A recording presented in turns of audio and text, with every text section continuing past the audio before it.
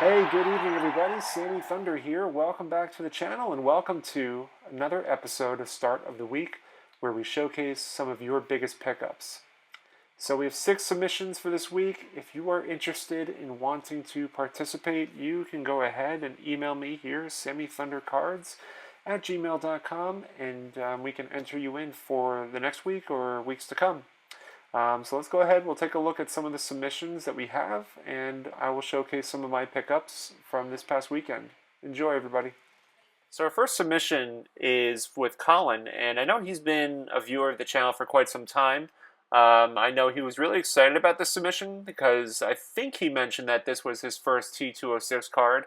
And I've always been an advocate that if you're looking to get into pre-war, a T206 card is a great entryway.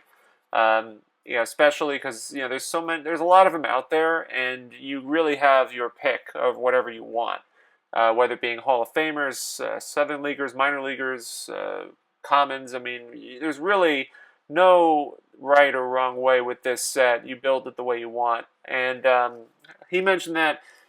Colin mentioned that he was looking to collect a lot of the New York Yankees, or eventually what would become the New York Yankees. And what's special about the Hal Chase is that there are 5 different cards, and I think if I'm correct, the Hal Chase has the most cards presented in this set. A lot of the Hall of Famers usually have 3, sometimes 4, but I think Hal is the leader in that category with 5. And in this case, Colin has the Hal Chase throwing in the dark cap, and really just incredible card. Hal Chase obviously has had quite a career. Controversial in his own right, but I mean, still a stellar ball player. And this says the T206. He has it in a 4, and it has, based on the pop report that I was able to find, and because the T206 has so many different backs to it, different series numbers, I went with just one in particular with 107 graded total, 10 graded in a 4, and only 19 graded higher. And Colin made a very good pick on this one. The appeal on it, if you literally just put your finger or hand or something in the way of the grade, I mean, you just focus exclusively on that card and the absolute beauty and the centering and just the registration of it all. So, Colin, great submission. I appreciate you sharing this one and look forward to your future ones. So now we move on to Jay. Jay has been a viewer of the channel as well for quite some time, and he has the 1965 Topps, which is one of actually the first set that I built, but more importantly, it's just a beautiful, beautiful set. I love the pennant. The pennant is a big deal with me. I think that's like the showstopper from this set. The different colors. In this case, the Orioles, I think, have used like the silver tone. I guess the cutoff border on the bottom showing the position, the name, but the pennant is the real showstopper, as well as the photographs that are used. But they have a great color scheme to them that's really kind of just steals the show. And Jay submitted his Boog Powell, and I mean, talk about, I wouldn't say controversial, but talk about charismatic players. Boog Powell is definitely one of them. He was a solid contributor to an Orioles team, and it's in this case the one that actually, before I go into the card itself, if you guys have ever gone to Baltimore to catch a game, you'll see that outside the stadium, the Boog Powell has his barbecue joint. It's a classic status barbecue place, and it's great. Definitely recommend getting it if you ever go. But let's talk about the card. So Jay submitted one that's in a PSA 8. It looks immaculate. It looks incredible. Total pop report of 839. I was surprised by the fact that there are 315 8s out there. I didn't think it was that high. But it's only 55 higher, so Jay is on the upper echelon of having an elite card of a great player, charismatic player, and a barbecue connoisseur. So thank you, Jay, for submitting yours.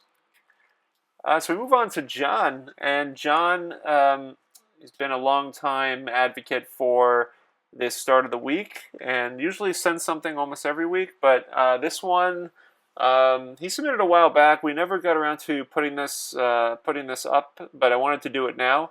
The 1912 Recruit Little Cigars, an absolutely legendary set. I was reading up a little bit on it, and you know, they were talking a lot about the color scheme of the kind of like the very dark brown, going along with the tobacco product or the cigar product, I guess you could say. In this case, kind of just being a mirror match with, just kind of matching the aesthetic. And uh, it's a great set, the T207s. I mean, I love the color scheme. I love this picture of Walter, or the I wouldn't call it a sketch, but I don't know what you call it, the drawing, I suppose, the lithograph of Walter Johnson here. And I mean, Walter Johnson is arguably one of the greatest pitchers to ever play the game. He certainly, I mean, if you read the Glory of Their Times, you'll hear a lot of the players talk very highly of Walter Johnson. He was very much a very, like, he was pretty. It sounds like he was pretty humble and pretty just a player's player, I guess you could say, and just a great teammate, and just somebody that a lot of the players looked up to.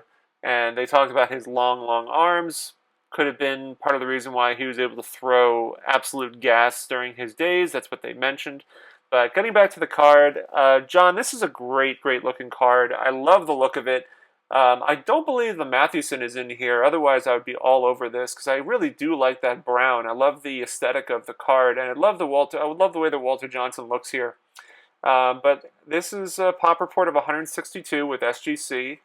There are 28 graded in a 3 with only 53 higher. And I'd be, honestly, if I were a huge Walter Johnson collector, this would be a must-have. So thank you, John, for submitting yours. We get to Phil, and Phil has this really cool, what is it, the Sporting News card. And it's a 1909 M101-2 Sport News Grover Alexander.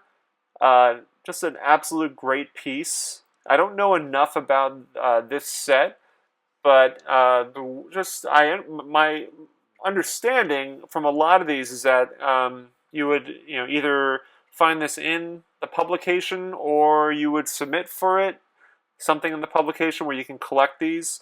Again, I'm not too familiar with it, but this one is absolutely beautiful. The position of Grover Alexander, the way that they show the details on the dirt below his feet, and just kind of giving you some perspective there is great. The details in the pants, the ruffledness in the jersey, and his motion, his focus on his face, precision. I mean, just everything about this makes it so beautifully and so appealing.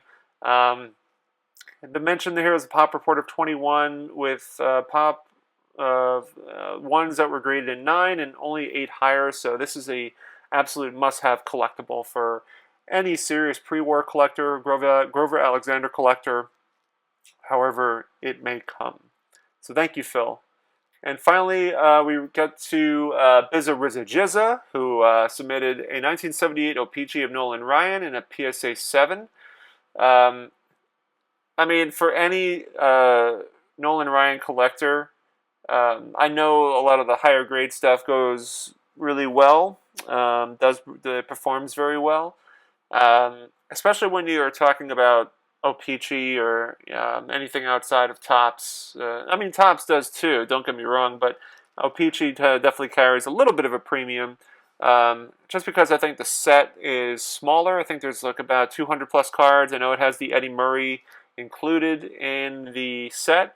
So, I mean, I know O-Pee-Chee really kind of carries a little bit of weight there.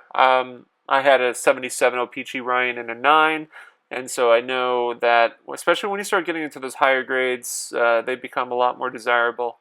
But according to the records, this has 864 total graded. 172 of those have been graded in a 7, and 481 are graded higher. So it's interesting. These numbers are surprising to me. These all come from gemrate.com, so these are the numbers that I found. And I was kind of surprised that there's a lot more graded higher, but I guess, these were vastly, these were put out. I mean, I'd imagine the PSA number for Topps is probably double or triple the amount, but I'd have to look. I don't know. But Blizzard, thank you so much, man. I know you're a big Ryan fan like myself. You like collecting these, and it's a real joy and beauty to see them in this start of the week. So I appreciate you sharing, buddy. Thank you.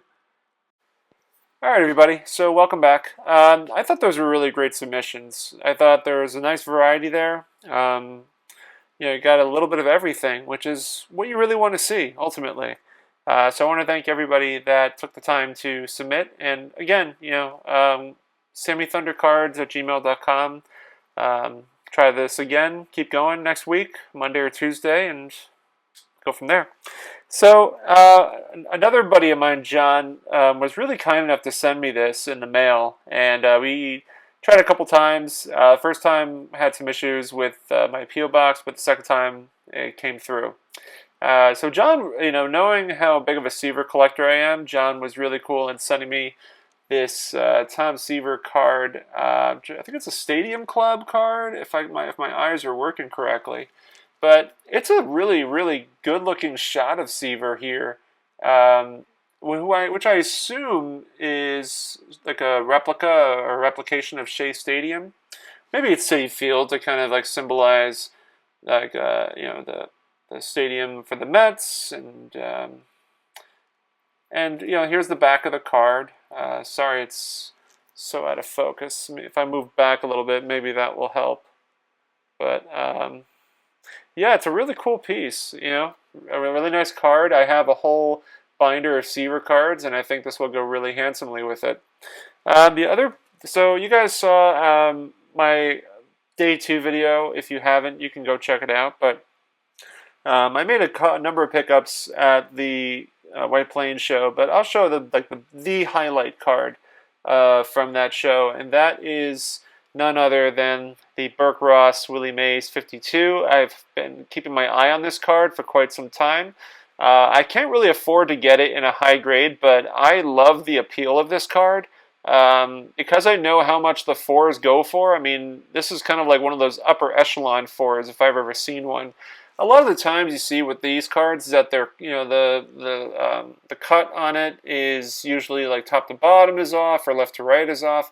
But to find these as centered as this one really kind of made my day at the show. I was so glad to finally spot one. And it came at Stan's table. I was talking with Casey, and I was finishing my day at that point on Day 2, and I asked Casey if she had a 52 Burke Ross, and I couldn't believe it. Just because I didn't see it in the display case, and out she popped out with the 52 Burke Ross, and I examined it for a little bit, and I did some checking to see how much these have been going for. There's not too many PSA 4s, a lot of 3s or even higher grades that were going for more and going for less, and I just came up with a number that I thought worked, and I asked Stan if he'd be okay with doing that, and Stan was happy to work with me on that price. So another great 52 piece to add to the collection. At this point, I think I'm down to the star decals as being the last remaining 52 kind of unique rarities of Mays, unless I haven't seen another 52 card come into the mix, but this is definitely a great piece to add to the collection. So that about wraps it up, guys. Again, I appreciate you participating. For those that have and those that want to, you can reach out to me. Hopefully later this week I'll have some more content for you, and yeah, I don't know about card shows I'll have to see what the schedule looks like, but I know very much at the end of the month I will be going to the Vintage Gathering in, I think it's Virginia or the Washington, D.C. area, so looking forward to that. I'm looking forward to kind of networking, meeting some other collectors, and just, engaging with and seeing some great pieces. So that's a lot to look forward to. So thank you guys so much for watching. I look forward to catching some of your content as well, if you are content creators. Otherwise, leave a comment below. Let me know what you liked, what can be improved, and go from there. Take care, everybody.